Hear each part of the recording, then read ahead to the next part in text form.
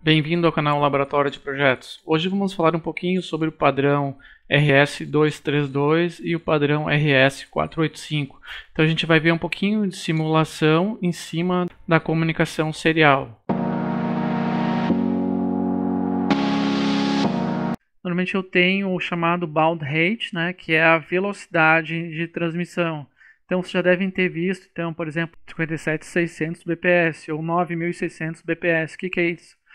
Em um segundo, então bits por segundo, em um segundo ele consegue transmitir 9.600 bits, que em um segundo ele consegue transmitir 57.600 bits. Então, se eu pegar, por exemplo, uma calculadora e dividir 1 dividido por 9.600, então ele vai dar 104 microsegundos para eu transmitir 1 bit. Então, ele vai dar 104 microsegundos ou 0,0000104 segundos para transmitir 1 bit. Então, normalmente essa comunicação serial assíncrona, ela transmite 1 byte, então são 8 bits, e eu normalmente tenho comumente um caractere chamado de start, que é o que ele mostra aqui, e um caractere de stop. Então, normalmente quando eu vou transmitir um caractere, normalmente eu transmito um start, aí eu tenho o byte, que são os dados, e mais um bit de stop. Então são 10 bits, 1 bit de start, 8 bits ou 1 byte e 1 bit de stop.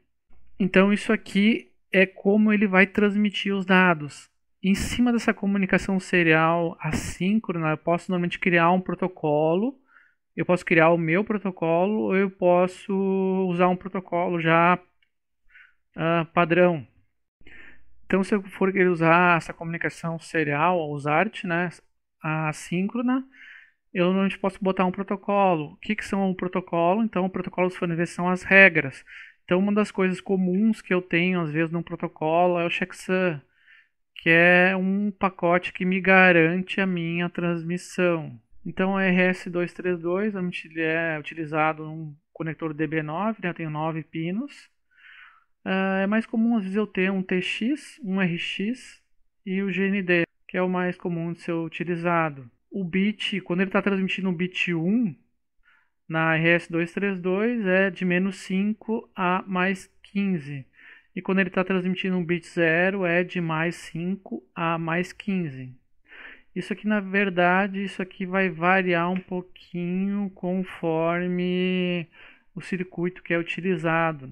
Aqui eu tenho um exemplo de RS-485, que é um outro tipo de comunicação. Então ele tem alcance até 1.200 metros. É uma rede que eu tenho uma boa imunidade ao ruído, só que ela é half duplex. Ela pode ou transmitir ou receber, porque ela usa 2 pinos para transmitir e 2 pinos para receber. E é comum de eu usar esses 2 pinos mais o GND, são 3 cabos normalmente que eu utilizo.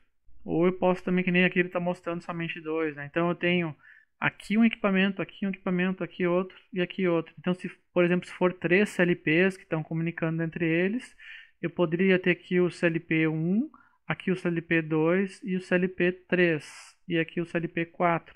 Então, se o CLP1 quer mandar a informação para um CLP4, o 1 envia, porém todos eles recebem. No A, normalmente eu vou transmitir os bits em 1 e no B eu transmito os níveis lógicos em 0. Então, se eu quiser, por exemplo, transmitir essa informação aqui em 8 bits só. Então, eu vou colocar ali o 1 primeiro, eu coloco no A 1 e no B 0. Aí eu estou transmitindo 1. Se eu quero transmitir a próxima informação disso aqui, eu vou colocar aqui no B1 e no A 0. Então é uma transmissão diferencial. Ele tem a diferença de tensão entre o A e o B. Então, se ele pega um ruído, esse tipo de padrão de transmissão aqui, ele pega ruído em todo o cabo. A diferença de tensão entre um e o outro, seja com ruído ou seja sem o ruído, ela vai ser mais ou menos a mesma. Então é comum nesse caso aqui, quando eu vou usar uma RS485, eu ter no meu protocolo, que eu posso fazer um meu, ou posso pegar um protocolo aberto, um fechado, eu tenho um endereço de quem está enviando. Então, quem está enviando é o endereço 1. Para quem tem que ir informação? Para o endereço 4. Qual o tipo de informação? Por exemplo, digamos, ligar ao CLP 10. Então, envio 10. Envio, por exemplo, 1, que seria ligar ao CLP. Aí um bit de checagem, que seria o checksum. E aí eu tenho mais o fim de pacote no meu protocolo. E às vezes ainda tenho aqui, normalmente ainda um start. Então, estou transmitindo desse aqui para o 4. Então, agora esse aqui normalmente vai mandar a resposta de volta para o 1 de novo. É comum de eu ter nisso aqui o sistema mestre-escravo. O que é isso? Normalmente um só começa a conversa e com quem eu conversei ele responde. Porque se esse aqui tentar enviar uma informação e esse aqui tentar enviar uma informação ao mesmo tempo, é a mesma coisa que num rádio, esses walkie-talkie que vocês usam.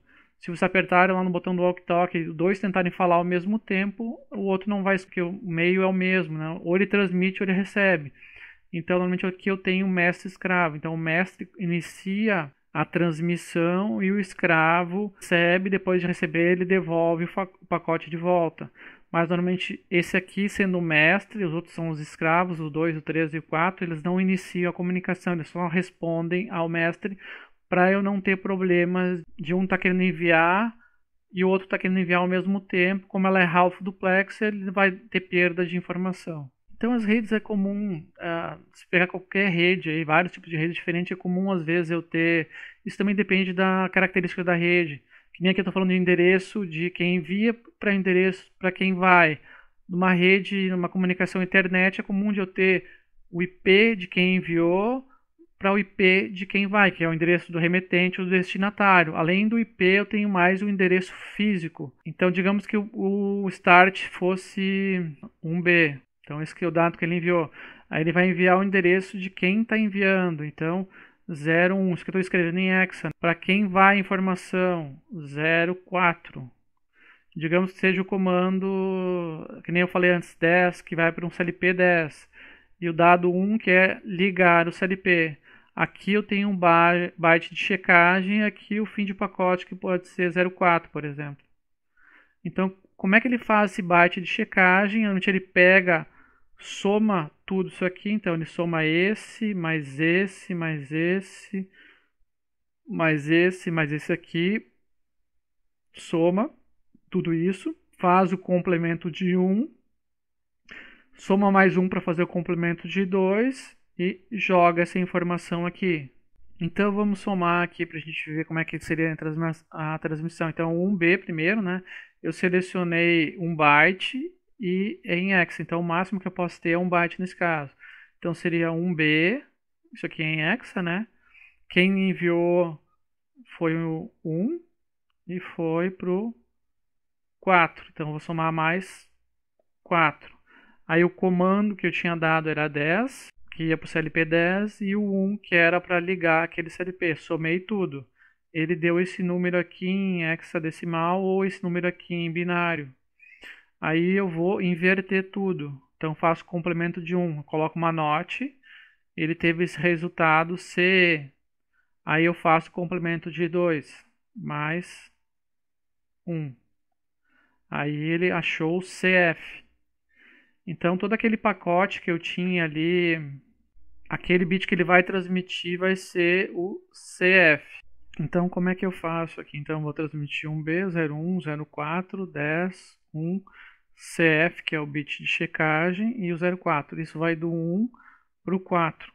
Todo mundo vai receber essa informação, só que o 2 e o 3 eles não vão fazer nada porque eles sabem que o endereço não é o deles, então a comunicação não é com eles.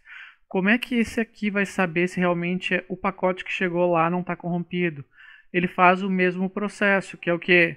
É somar todos os meus bytes. Então ele soma todos esses bytes que eu tenho aqui, faz o complemento de 1, e depois faz o complemento de 2 e checa com o pacote recebido que eu tenho. Se for igual, aí eu sei que a informação que chegou do outro lado é essa mesmo. Então aqui eu tenho uma transmissão serial do microcontrolador ARM, isso aqui é um Cortex, que ele está transmitindo usando a USART dele. Então ele está transmitindo esses caracteres aqui. Isso aqui poderia entrar numa rede RS-232, eu vou ter que ter um chipzinho aqui que vai transformar essa USART, normalmente que trabalha com tensão de 3.3, num padrão de tensão adequado para RS-232. Então entra num chip e transforma para RS-232. Ou esse mesmo microcontrolador ARM que ele transmite esse dado, entraria num chip da RS-485 e ele fica adequado para uma transmissão RS-485. Então são comunicações comuns de serem usadas. Por exemplo, o dispositivo com microcontrolador se usa muito RS-232, RS-485, são padrões comuns. Ou poderia ser até uma comunicação utilizando um rádio. Então se a gente for ver aqui, ó, aqui ele estava mostrando em ASCII. Eu posso mostrar isso aqui em, ó, eu estou mostrando agora em hexadecimal. Ó. Então cada número que eu transmito, cada caractere que eu transmito, ele tem um código hexadecimal. Por exemplo, se você for ver o 30, ele é o 0.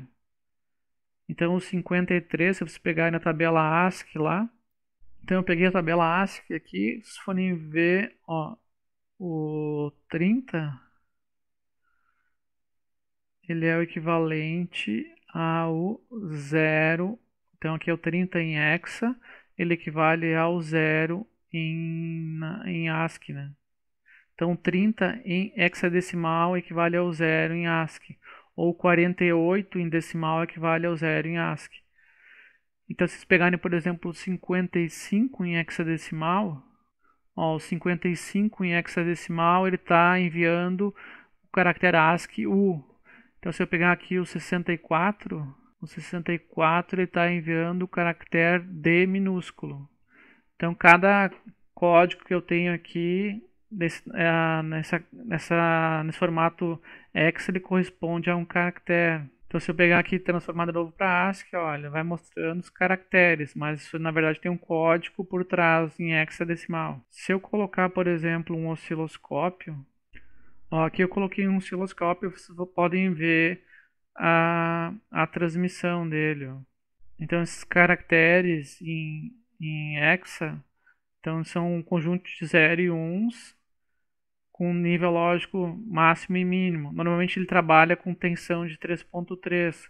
Então aqui é um conjunto, por exemplo, de 1, 0 e assim vai indo. Então cada caractere que ele transmite um D, um U, um 0, ele é um conjunto de 8 bits. Então se você já usou um desses dois padrões, RS-232 ou RS-485, deixe sua experiência aqui abaixo. Um abraço, até os próximos vídeos.